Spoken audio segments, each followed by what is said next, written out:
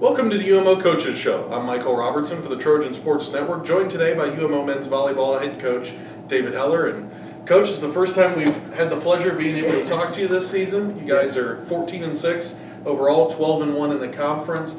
Talk a little bit about, obviously we're kind of waning towards the end of the regular season, but talk a little bit about how you feel about your team as a whole at this point in the year. Yeah, I think that they've been just phenomenal since day one. I think that going out to California at the beginning of January was a real test for us.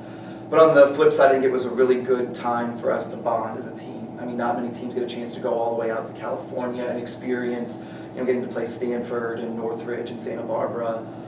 You're staying with each other and you're going to the beach together. I mean, there's a lot that we did in that time frame that I think has kind of helped us frame where we want this team to head.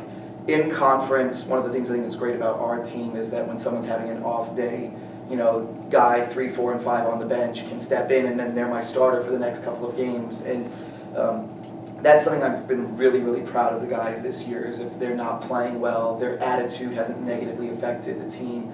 They've been really supportive on the bench of whoever goes in their spot. We've had a real battle at the center position between Shane and Jeff.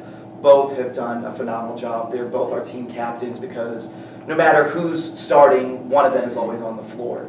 And they have a really good rapport with all the guys on the team. And I think that they both bring something very, very different. And if we didn't have the two of them, I don't think we would be where we're at record-wise. You talked a little bit about the competition you played in California to start the season. You look at the record, 14-6. Those 6 losses, 5 of those against teams that have been ranked in the top 15 in the AVCA poll at some point during the season, even with, you talk about Lewis and Stanford, those teams in the top 10. How important is it to schedule tough teams, especially going on the road, traveling long distances to play those teams to prepare yourself for conference and further? I think that it's really important. I think one of the things that we look at here is we want to challenge our student athletes. I think that there's a lot of different mentalities you can have when you're scheduling of, I want to get a lot of wins to build confidence. I think that helps, but I've tried that before. And then at the end of the year, we lose our last 4 matches because it's, the Bardens and the Kings that are really, really tough, but we've scheduled easy the rest of the year. So I think that one of the things I really liked about this schedule is that it's been really kind of staggered in the difficulty. And then, not that there's any easy teams that we've played in conference by any means, but you look at, who's at the top. We play them towards the end of each cycle. And I think that that's been really, really nice this semester. Starting off strong and then having, a game at Cal Lutheran and then kind of easing into our conference schedule before we got to play King and Barton back-to-back. I think that was a really tough match road week for us. I wasn't able to travel for a part of the season. This last weekend was my first road trips since California. And so I think it was really great that the guys went on the road and were able to win without me in some really tough conference matches. I think coming up, they're going to have a lot of work. We take on Limestone and North Greenville this weekend, and then we progress into King and Lees-McRae, and then we end with Barton. So our next 5 games are really going to kind of determine what kind of team we are. Well, and let's look back at just this past weekend going on the road against Emmanuel and Erskine. Emmanuel, a team that's been very scrappy. Took you guys to 5 here in Carnegie about a month ago. And then a tough match still down there in Franklin Springs, Georgia. What kind of challenges did Emmanuel present, and how much does it speak to, have these guys go to 5 sets here in Carnegie, but then go down on the road and be able to pick up a win in 4? Yeah, I think that, Emmanuel has some great athleticism. Their outside and their middle just did a really, really nice job against us. They're really good, smart players. And I think that we struggled.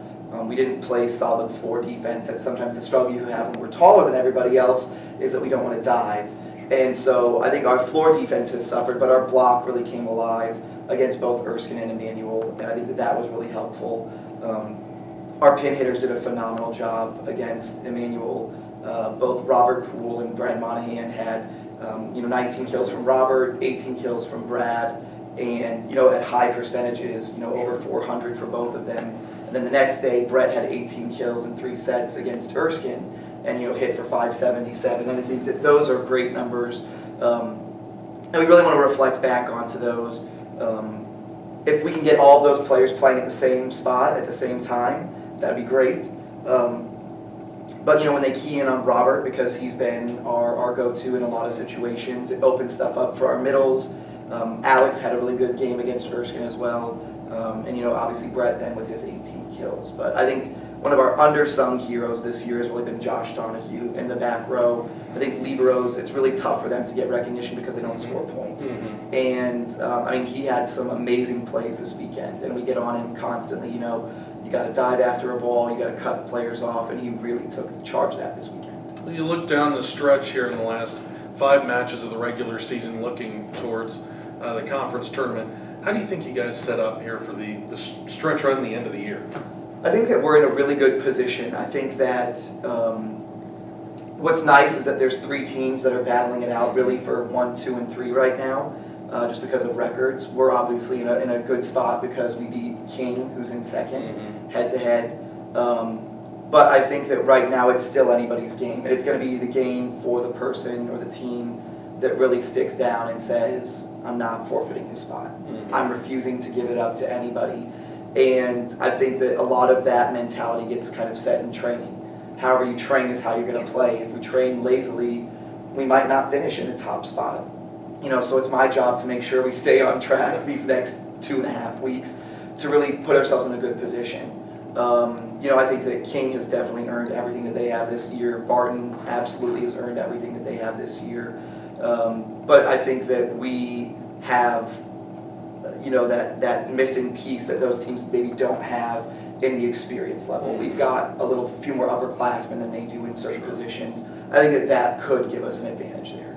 All right. Well, thank you very much for joining us today, Coach, and good luck here this weekend against Limestone and North Greenville. Thank you. This has been another edition of the UMO Coaches Show.